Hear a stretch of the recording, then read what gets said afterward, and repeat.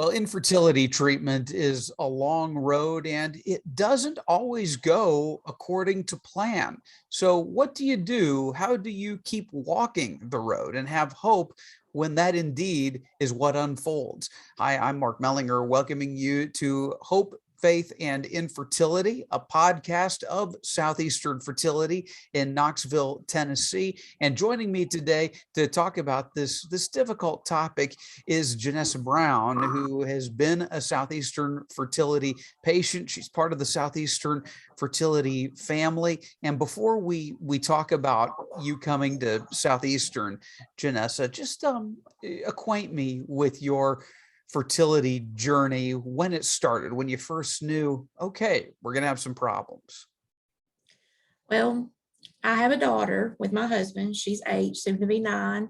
And we decided to start trying to have another child. And it never happened. 2 years went by, nothing. So I was referred to a fertility doctor in Lexington, Kentucky. Went there, found out my tubes were blocked.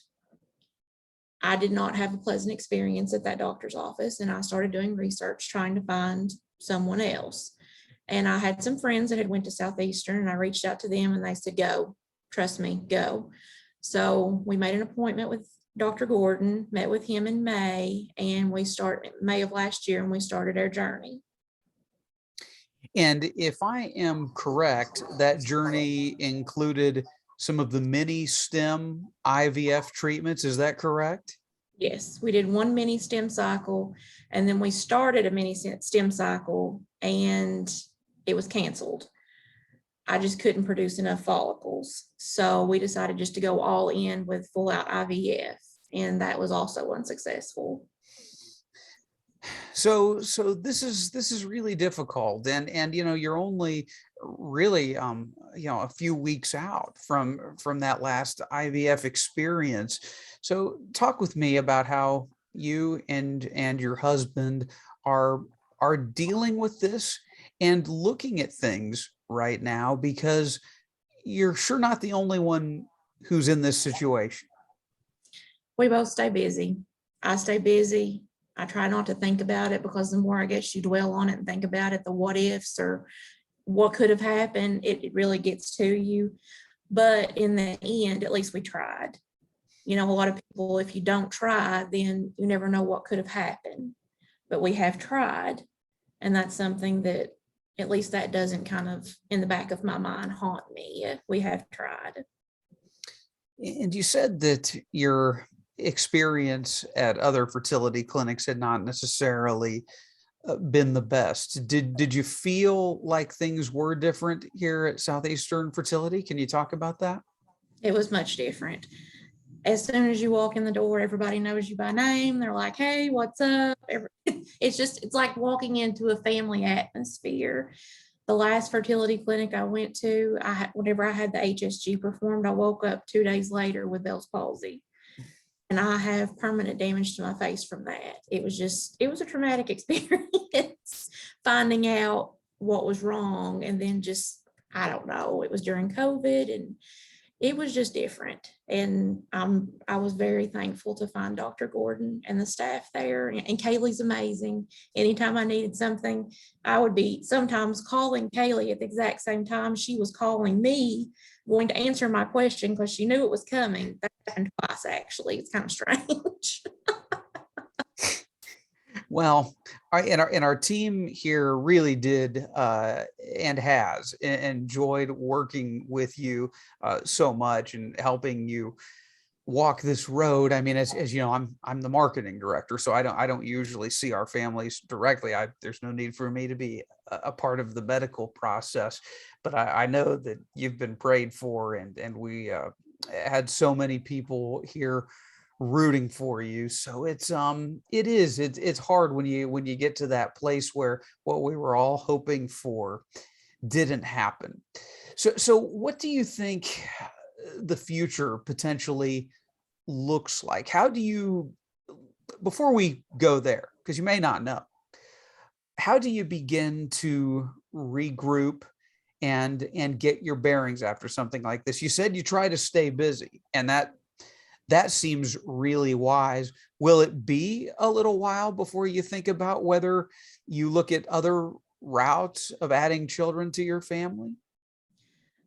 I think we'll just take it day by day now. Whatever God has in store, it'll unfold eventually. We had went on vacation. We went on vacation, I think about the week after I got the negative pregnancy test, and just kind of relaxed. We went to Pensacola, enjoyed that, kind of got our minds off things, came back to work full force. So just day by day, we'll see what happens. I'm having some issues with my blood pressure now, so I'm having to get that looked into, and just trying to take care of myself in an aspect right now, because I guess I'd kind of let myself go because you get so consumed in, of course, we had to travel. It was almost a 5-hour round trip traveling to Knoxville from where I live. It just, you lose track of things sometimes. And school's getting ready to start back. And my daughter, I've been trying to spend a lot of time with her, and she's kind of been put on the back burner through a lot of this. But we've just been trying to spend family time together and just try not to, I guess, think about it in a sad kind of way. And you said you're taking it day by day, seeing what God has for you. So there may be a time when you revisit this, or there may not. It sounds like you're really open-handed for when it comes to this. I'm just open. Whatever happens with the medical stuff I've got going on right now, after we get through that, we'll see maybe what happens. Mhm. Talk about your daughter. We have not talked about her very much. Was she aware of, attempts at a sibling, or did she just really not know at all what was going on? She knew everything. She's with me all the time. If I'm not at work, she's with me on my hip. She hears all my phone conversations. She hears everything. Kaylee would be calling me, telling me things, and probably things she shouldn't hear. She's just like listening. What's going to happen next? How's she doing? She's good. She's fine. She told me whenever, of course, she knew that the test was negative. She said, "Mom, I'm sorry the baby didn't make it." And I'm like, well, that's just the way God had things planned. That's just, we have to roll with it. That's all we can do. I can really tell from talking with you as well that you are a person of faith, and you don't have to be a person of faith to go to Southeastern Fertility, but we also certainly don't mask or disguise that it's that faith that underpins everything we do. It's why we do fertility treatment the way that we do. So I'd like you, if you're able, to talk about the role that faith plays in giving you the strength to handle this, and how you make sense of it, because this is, I think the answer on this is different for each person. And so I think it's helpful to hear each perspective. When you want something, you've prayed for it, it seems like a good desire, and God just appears to be saying, no, not now. How do you work in your prayer life as you think of God to make sense of all that? I just keep praying. Show me a sign. Give me something. And I remember there was one morning I was driving to Knoxville, and there was a billboard on a church, and it said something to the effect of "in God's timing." And I thought, this is probably not a good sign. I don't. And then of course it didn't work, but you just have to be patient. I guess that's just something that I've really learned to deal with through all of this, is to be patient. Even though you want something on your timing, doesn't mean that it's the right time or that it's going to happen. That's something I've had to learn the hard way in this. And there is still time. And it's important, I think, to remember the story's not necessarily over yet, right? I mean, there could Exactly. still be more chapters to be written. Exactly. So let's end it here. How can we pray for you? And is there anything else that you would say to women, couples who are in similar situations right now? Don't hesitate and reach out. I mean, Dr. Gordon offers the 15-minute consultation. Just talk to him. I mean, that was one thing. The first meeting that we ever had with him, he sat down and talked to us for over an hour. How many times in your life can you say that a doctor has sat down and talked to you that long about issues that you're facing? Reach out to him. I promise you won't be. You want that. He's a wonderful person, and he's very knowledgeable about what he does. And he said he does things in simple terms. He doesn't try to use big phrases, to where you can't understand what's going on. He's just very simple. And I wouldn't wait, because, some people, whether you know it or not, you may not have much time. Your biological clock's ticking, and you may not realize that.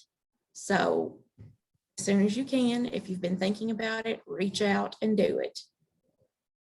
And just pray for us that we make whatever's to be will be. That's whatever God has in store. It'll happen whenever he's ready for it to. Okay, it's a deal. We will certainly pray that you're able to accept whatever God has for you, and that you're able to discern it when he's bringing it into your life. That is that's a really good prayer for this season, and you better believe that we'll be remembering it and thinking of you and your family. Jenessa, I just can't thank you enough for your courage. Part of the goal of this podcast is to look at fertility treatment from all angles. Sometimes when you do marketing for fertility centers or other places, you only want to highlight quote unquote successes.